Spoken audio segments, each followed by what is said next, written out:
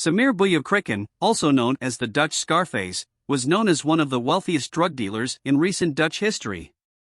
He was murdered in Spain in 2014. Although not well known to the general public, Samir was a prominent figure in the Amsterdam underworld. But who was this man? And what did he have on his conscience?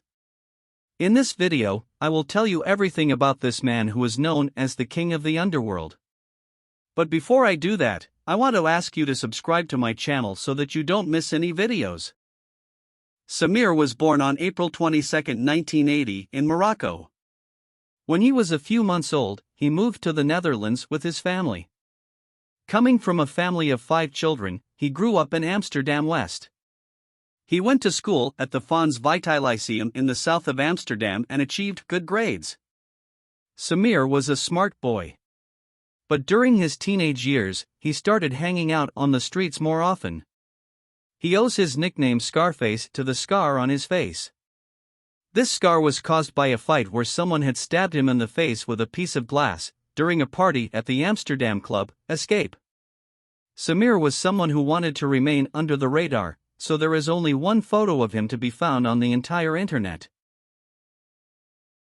During his youth, Samir was surrounded by major drug figures. At the age of 20, he quickly became involved in the criminal world himself and built a commercial relationship with a Colombian cartel. To the outside world, he was a kind, charming man who was very generous. But in reality, he was a ruthless criminal. He is said to have taken over networks from good contacts while they were in prison, with their consent. Together with several notorious figures from the Amsterdam underworld, Samir built a strong criminal network. He worked closely with big names such as Gwinnett Martha and Najib Ziggy Himich. In 2003, Samir was linked to the murder of Antilian Jemmy Nocento in Rotterdam after a dispute over 1,100 kilograms of cocaine. After the murder, Samir fled to Colombia, where the large amount of drugs had originated. When he returned from Colombia, he was arrested by the police, but due to lack of evidence, Samir was released, and the case was closed. In 2008, he moved to Spain, allegedly as a real estate entrepreneur, but in reality, he was a major drug dealer. He moved to Spain because Amsterdam had become too small for him, and he was ready for bigger operations. Samir was one of the few who had his own stamp on his drugs. At the age of only 23, his fortune was estimated at €500 million, most of which was invested in Dubai. In the United Arab Emirates, he was the boss of an oil company. Another part of his wealth was invested in real estate in Spain. Despite no longer living in the Netherlands, he made sure that his business ran smoothly in the Netherlands and the rest of the world. He still made sure that large amounts of cocaine could be smuggled into the Netherlands and Belgium. The biggest mistake that Scarface made, and which contributed to his downfall, had to do with the death of 12-year-old Danny Gubbles on July 14, 2010. On this day, Samir sent a group of 7 hitmen to murder John Gubbles, the father of Danny Gubbles. John was a Dutch trader who was accused of stealing 500 kilograms of cocaine. The hitmen fired at John's caravan, accidentally killing his 12-year-old son and seriously injuring his wife. Most of those involved have since been convicted. Samir was also arrested, as he was suspected of being one of the shooters, but he had an alibi.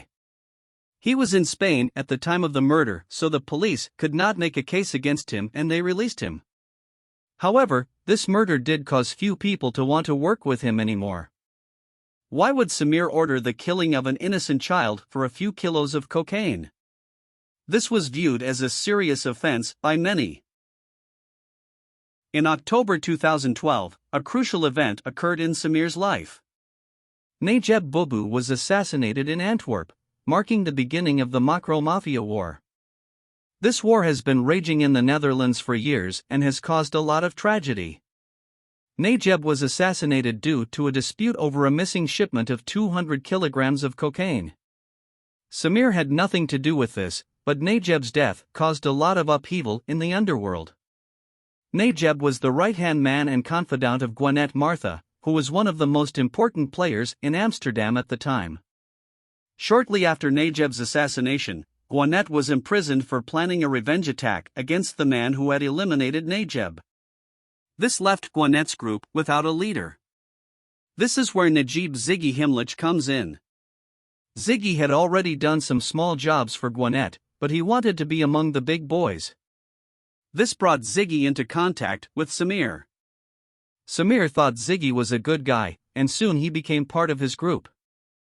Ziggy could not remain loyal to both Gwinnett and Samir, which put him in difficult situations. In May 2014, Gwinnett was murdered. It was never revealed if Ziggy was behind it. But Samir was not stupid. Despite his distrust of Ziggy, he continued to work with him. On the night of Wednesday 27th to Thursday August 28, 2014, Samir Bouyakhrichan was in Benahavis, a village in the south of Spain. He was in a cafe at a small shopping center with Najib Himmlich, Nufal Fassi, and Rico de Chalin. They were drinking and eating and having a good time. However, what Samir didn't know was that it was all a facade. The so-called friends he was sitting with already knew what was going to happen that night. At 10 minutes to 2 in the morning, two armed men entered the cafe, and Najib Himmlich put his arm around Samir. Samir immediately realized that something was wrong and tried to run away, but it was too late. He was shot multiple times in the back and head and died on the spot. On the surveillance footage, it was clear that Samir's supposed friends did not seem surprised by the incident, nor did they call for help. The assassination was planned by the very people he trusted. A few months after the liquidation of Samir, in November 2014, Najib Himmlich went missing without leaving any trace. He is presumed dead by the Dutch authorities. Do you think that the disappearance of Najib Himmlich is related to the liquidation of Samir? Let us know in the comments. Thank you for watching. Dunk that subscribe button and click on the bell so you won't miss any videos.